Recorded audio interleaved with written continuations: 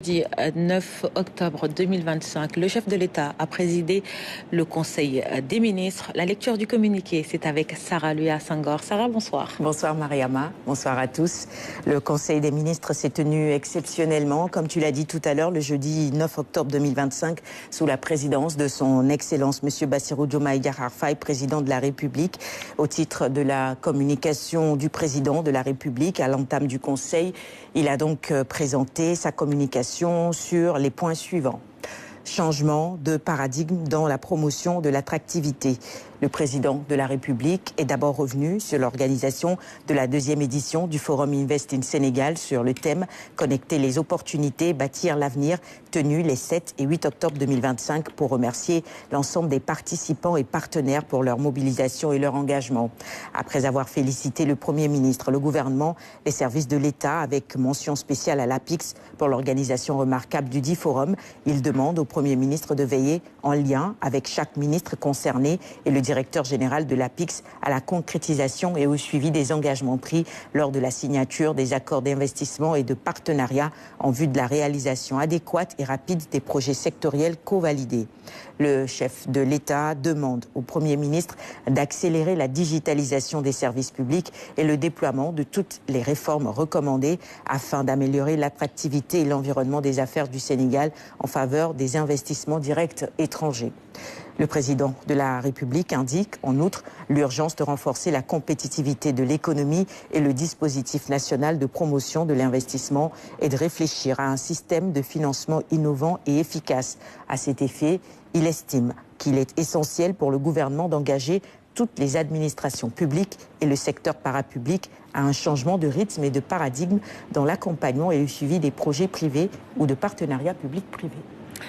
Pilotage optimal des politiques publiques. Rappelons que l'agenda national de transformation se décline à travers les lettres de politique sectorielle de développement. Le président de la République souligne que ces dernières doivent être exhaustives et cohérentes dans le cadre intégral du système national de planification.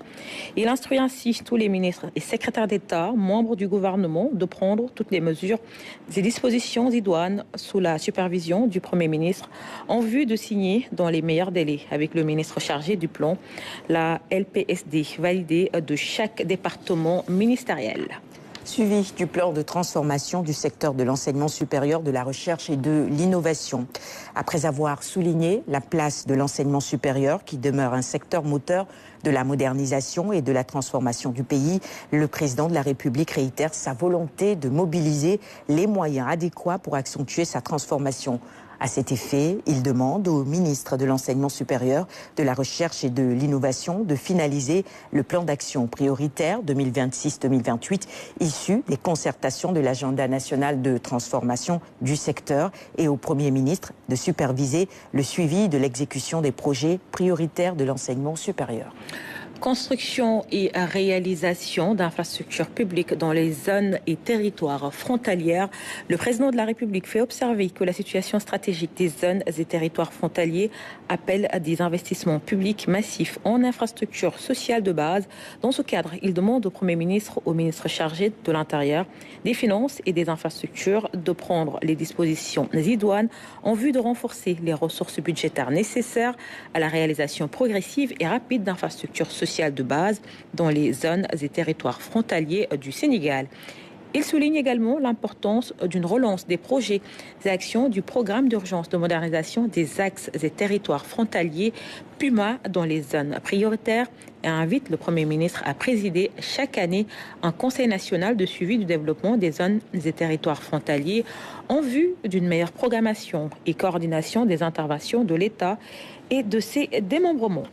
Promotion de la protection sociale et de la solidarité nationale, le chef de l'État rappelle les caractères laïques, démocratiques et sociaux de la République et demande au gouvernement de veiller à la vulgarisation des valeurs de la République autour du principe fondamental du gouvernement du peuple par le peuple pour le peuple, socle de la cohésion nationale.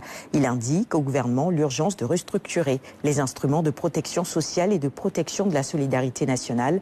À cet égard, il engage le Premier ministre, le ministre de la Famille, de l'Action sociale et des Solidarités et le ministre des Finances et du Budget a relancé l'allocation de bourse de solidarité nationale et de bourse d'assistance sociale en cas de sinistre, en conformité avec la nouvelle doctrine de solidarité nationale d'inclusion, d'équité et de transparence.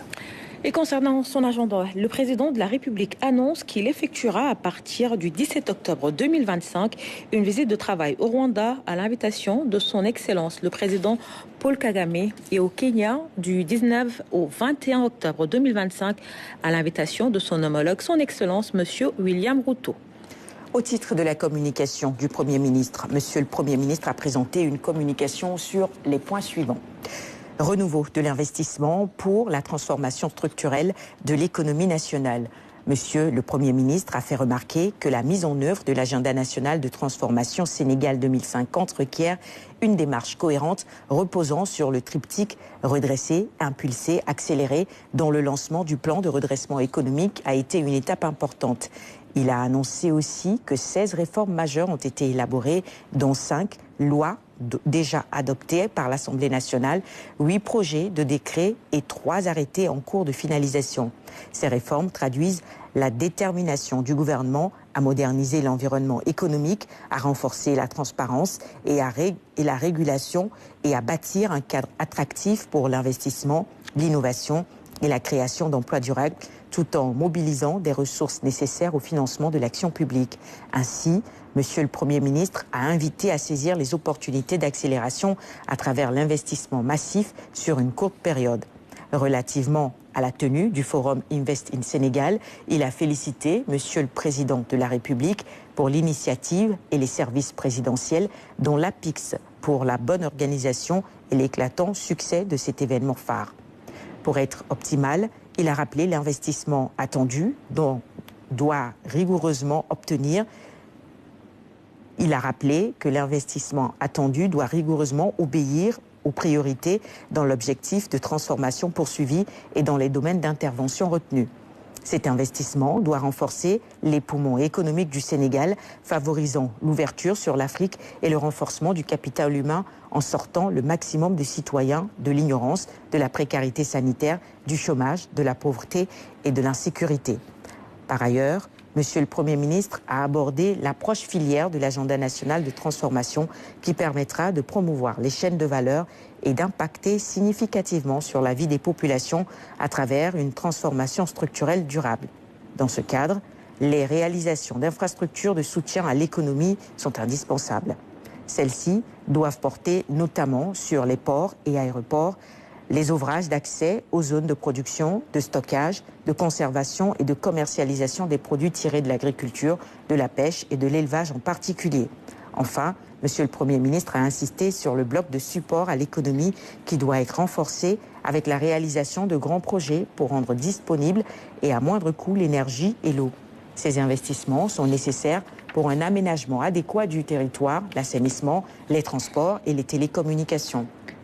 Il a annoncé qu'un plan spécial d'investissement pour la réalisation des projets structurants prioritaires sur une période de 3 ans, 2026, 2027, 2028, adossé à un schéma de financement est en cours de réalisation. Monsieur le Premier ministre a rappelé que la réalisation des projets retenus dans le dit plan spécial nécessitera l'aménagement d'un environnement propice et des mesures d'accompagnement. Dans ce cadre, il a demandé à tous les ministres de mettre en place un dispositif dédié de facilitation en faveur du secteur privé national et de prendre des mesures appropriées pour sensibiliser les agents placés sous leur autorité. Développement du tourisme et valorisation du patrimoine créatif. Monsieur le Premier ministre a informé qu'en prélude aux prochains États généraux du tourisme instruits par le président de la République, le gouvernement s'attelle à ériger le tourisme en levier majeur de croissance économique, de création d'emplois, de cohésion territoriale et de promotion de la destination Sénégal. Pour ce faire, il a signifié toute l'attention à accorder à la zone touristique intégrée de Pointe-Sarène qui permettra de créer une destination balnéaire d'excellence conciliant modernité, durabilité et attractivité. Monsieur le Premier ministre a souligné que la réussite de notre ambition touristique repose sur la mise en valeur du patrimoine immatériel du Sénégal. Les industries culturelles et créatives, en particulier l'artisanat, doivent en être les piliers. En ce sens, il a demandé à l'ensemble des acteurs publics de faire des créateurs, des artisans, les ambassadeurs de l'identité nationale sénégalaise en intégrant systématiquement les produits de l'artisanat local dans les achats publics, les événements officiels et l'aménagement des espaces administratifs, en réservant aussi une part significative de la commande publique aux productions sénégalaises et en accompagnant les entrepreneurs culturels et artisanaux pour faciliter leur accès au marché public et au financement. Monsieur le Premier ministre a clos sa communication sur les Jeux olympiques de la jeunesse Dakar 2026 qui constituent une opportunité historique pour le rayonnement du Sénégal. Il a indiqué que le gouvernement mobilisera toutes les forces vives pour transformer cet événement en un levier de visibilité et de fierté nationale. À cet effet, une stratégie nationale de marketing pays sera mise en œuvre sous la coordination de la primature en synergie avec les ministères du Tourisme, de la Culture, du Commerce et des Sports. Cet événement sera l'occasion de montrer au monde la vitalité du Sénégal, la qualité de son hospitalité, l'authenticité de sa culture et la créativité de son peuple. Au titre des communications des ministres, Monsieur le ministre d'État auprès du président de la République chargé du suivi, du pilotage et de l'évaluation de l'agenda national de transformation Sénégal 2050 a fait une communication sur le pilotage stratégique de l'agenda national de transformation. Monsieur le ministre des Finances et du Budget a fait une communication sur le projet de loi de finances initiale LFI de l'année 2026. Au titre des textes législatifs et réglementaires, le Conseil a examiné et adopté le projet de loi de finances initiale de l'année 2026, le projet de décret portant création et fixant les règles d'organisation et de fonctionnement des services de recherche et de sauvetage SAR en temps de paix, le projet de décret fixant l'assiette et les montants de redevances et produits dus pour services rendus par l'autorité de l'aviation civile, le projet de décret fixant les montants des amendes et pénalités aéronautiques, le projet de décret modifiant l'article 12 du décret numéro 2011-1055 du 28 juillet 2011 portant création et fixant les règles d'organisation et de fonctionnement de l'Agence nationale de l'aviation civile et de la météorologie ANACIM modifié, le projet de décret modifiant le décret numéro 2001-72 du 26 janvier 2001 relatif aux conditions d'importation des véhicules, cycles et cyclomoteurs usagés, le projet de décret fixant les montants et les modalités d'application et de recouvrement des amendes forfaitaires pour contraventions routières constatées par vidéo-verbalisation, le projet de décret fixant les taxes et redevances en matière forestière, le projet de décret portant institution d'un système de marquage fiscal de certaines catégories de marchandises. Au titre des mesures individuelles, le président de la République a pris les décisions suivantes. Au titre du ministère des Transports terrestres et aériens, Monsieur El Hadji Abdoulaye Gueye, administrateur civil, matricule de solde numéro 624 581 J, est nommé secrétaire général du ministère des Transports terrestres et aériens. Monsieur Abdoulaye Diop, planificateur, matricule de solde numéro 618 402 G, est nommé directeur de l'administration générale et de l'équipement du ministère des Transports terrestres et aériens. Au titre du ministère de la Communication, des Télécommunications et du Numérique, Monsieur Biran Badiane, comptable auditeur, est nommé directeur de l'administration générale et de l'équipement au ministère de la Communication, des Télécommunications et du Numérique en remplacement de Madame Hélène Ndokit Ndou Diouf. Au titre du ministère de la Santé et de l'Hygiène publique, Monsieur Serine Mbaye, administrateur civil principal de classe exceptionnelle, matricule de solde numéro 516 909 H, est nommé secrétaire général du ministère de la Santé et de l'Hygiène publique. Monsieur Alassane Diallo, expert en finance, est nommé directeur de l'administration générale et de l'équipement au ministère de la Santé et de l'Hygiène publique. Au titre du ministère de la Famille, de l'Action sociale et des Solidarités, Monsieur Edmond Camara, administrateur civil, matricule de solde numéro 624 555 C, est nommé directeur de l'administration générale et de l'équipement au ministère de la Famille, de l'Action sociale et des Solidarités.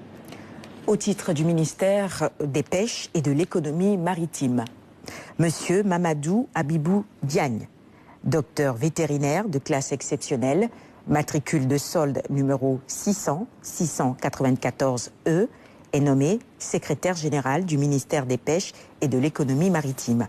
Monsieur Papa Ndiamesen, spécialiste en finances publiques, matricule de solde numéro 625-106B, est nommé directeur de l'administration générale et de l'équipement du ministère des Pêches et de l'Économie maritime.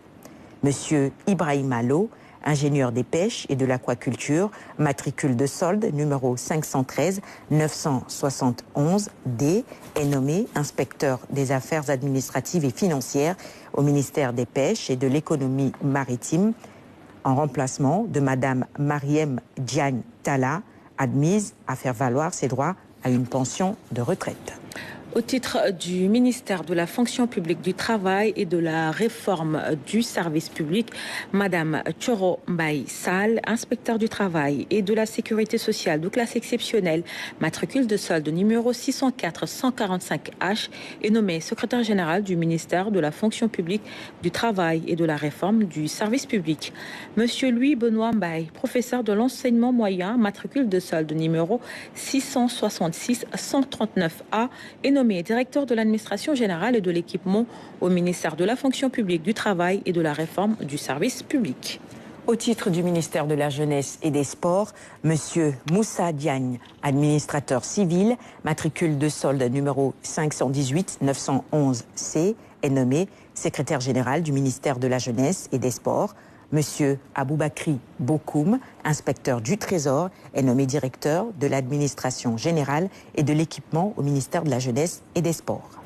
Au titre du ministère des Infrastructures, Monsieur Abdoulaye Gueye, conseiller en planification de classe exceptionnelle, matricule de solde numéro 602-820B, est nommé secrétaire général du ministère des Infrastructures. Au titre du ministère de la Culture, de l'Artisanat et du Tourisme, Madame Seynabou Niang, administrateur civil, matricule de solde numéro 607-623F, est nommé secrétaire général du ministère de la Culture, de l'Artisanat et du Tourisme.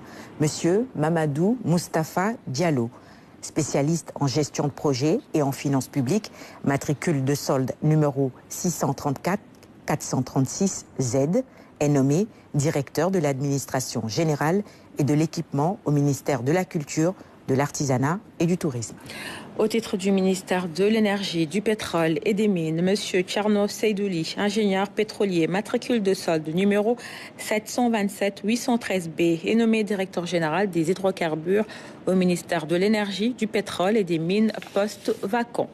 Au titre du ministère de l'Éducation nationale, Monsieur Hassan Mbeng, inspecteur de l'enseignement élémentaire, matricule de solde numéro 626-385J, précédemment inspecteur d'académie de Tambacounda par intérim, est nommé inspecteur d'académie de Tambacounda en remplacement de Monsieur Babacar Diak, admis à faire valoir ses droits à une pension de retraite.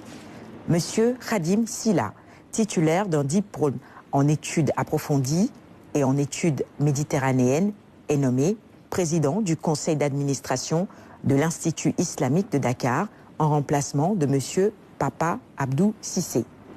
Monsieur Maha Ndiom, matricule de solde numéro 514-154H, est nommé directeur de l'administration générale et de l'équipement au ministère de l'Éducation nationale en remplacement de Madame Yassine Gueye. Au titre du ministère de la Famille, de l'Action sociale et des Solidarités, Madame Kourasso, agent de suivi de projet titulaire d'un master en banque et assurance, est nommé directeur du Fonds national du crédit pour les femmes. Monsieur Matar Traoré, consultant en système d'information décisionnel, est nommé secrétaire général de l'Agence sénégalaise de la couverture sanitaire universelle, CNCSU. Au titre du ministère de l'Emploi et de la formation professionnelle et technique, Monsieur Mamadou Gueye, psychologue, conseiller, matricule de solde numéro 685-098D, est nommé directeur général de la formation professionnelle et technique au ministère de l'Emploi et de la formation professionnelle et technique en remplacement de Madame Mamdiara Diop, admise à faire valoir ses droits à une pension de retraite.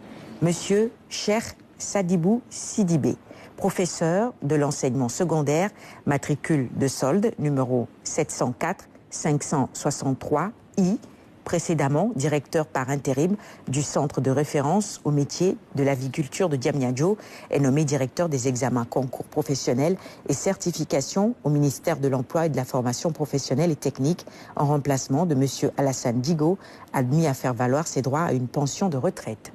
Monsieur Mamadou Camara Fall, inspecteur du travail et de la sécurité sociale, matricule de solde numéro 515 710C, est nommé secrétaire général du ministère de l'Emploi et de la formation professionnelle et technique. Docteur Mamadou Kane, matricule de solde numéro 625 481L, est nommé directeur de l'administration générale et de l'équipement au ministère de l'Emploi, de la formation professionnelle et technique. Sarah Lea Senghor, merci. Merci Marianne. Merci également à vous, chers téléspectateurs. Et c'est ainsi